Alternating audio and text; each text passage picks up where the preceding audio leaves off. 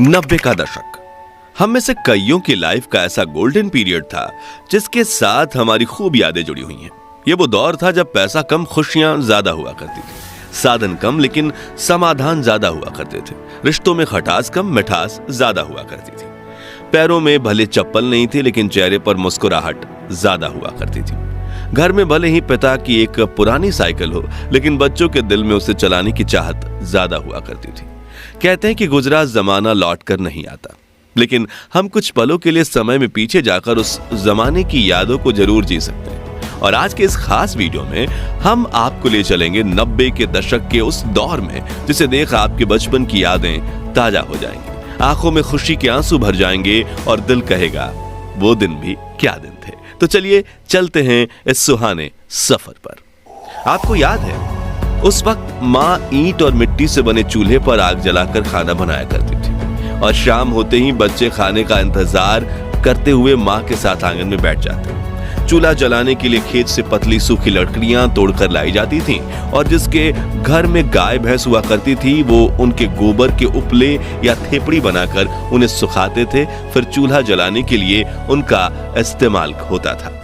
और जिसके घर गाय भैंस नहीं होती थी वो पड़ोस से या मार्केट से 1 रुपए के 2 दर्जन गोबर के उपले खरीद कर लाते थे, फिर माँ फूंक फूंक कर चूल्हा जलाने की कोशिश करती थी और जब वो जल जाता था तो बच्चों की खुशी का ठिकाना ही नहीं रहता था। वहीं जब सब्जी मंडी जाने का मौका मिलता था तो वहां दुकानदारों को कोयले से जलने वाले चूल्हे पर पकौड़े, समोसे और कचौड़ी बनाते देख मुंह में पानी आ जाता था। और सामान के लिए मिले पैसों से कुछ पैसे बचा के हम नाश्ता खाने में खुद को रोक नहीं पाते थे। उस समय ना वॉशिंग मशीन होती थी, ना ज्यादातर घरों में पानी के नल। तभी घर की बेटियां कुएं से बाल्टी भर के पानी ले आती और थापी से पीट पीट कर कपड़े धोया करती थी, जबकि कुछ लोग कपड़े लेकर नदी के किनारे बने घाटों में चले जाते थे और वहीं कपड़े धोकर नहा भी लेते थे।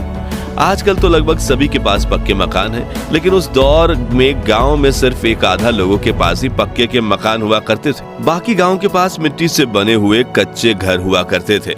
और आपको बता दूं कि जब दीपावली का त्योहार आता था तो लोग अपने इन्हीं घरों की मिट्टी और गाय के गोबर से लीपा पोती किया करते और इसे काफी शुभ माना जाता। लोगों के घरों की दीवारें आला या ताक कहे जाने वाले ऐसे स्थान जरूर दिख जाते थे जहां छोटी चीजें बहुत रखी जाती थी। घर की चाबियां और शाम को जलाने वाले दिए इसी पर रखे जाते थे, लेकिन अब नए घरों में इनकी जगह ड्रेसिंग टेबल या डिजाइनर अलमारियों ने ले ली है। तस्वीरों में दिख रही ये चिड़िया उन दिनों खूब दिखा करती थी, लेकिन आज ये विलुप्त होने की कगार पर पहुंच गई है। आपने इस चिड़िया को आखिरी बार कब देखा था और इसके मधुर ध्वनि का दीदार किया था? कमेंट में बताइए। याद है रोज शाम होते ही सभी दोस्त गली के नुक्कड़ पर मिला करते थे और खूब हंसी मजाक किया करते थे। इसे लेकर किसी ने क्या खूब कहा है कि उस दौर में सहजता थी, सादगी थी, बंदगी थी।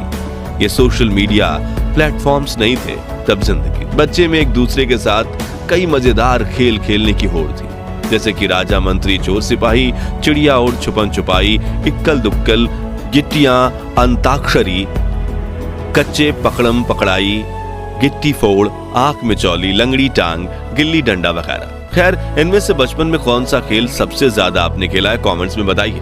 और अगर बचपन में आपने ये खेल नहीं खेले तो आपने 90s के बचपन का एक सुनहरा दौर मिस किया है। वहीं ये माचिस की ताश देखकर आप में से कुछ लोगों की आंखें भर आएंगी। ये ताश वही बच्चे बनाते थे जिनके पास ताश की गड्डी खरीदने के पैसे नहीं होते थे, लेकिन अपने रूल्स के साथ अपनी ताश खेलने का मजा ही कुछ और था।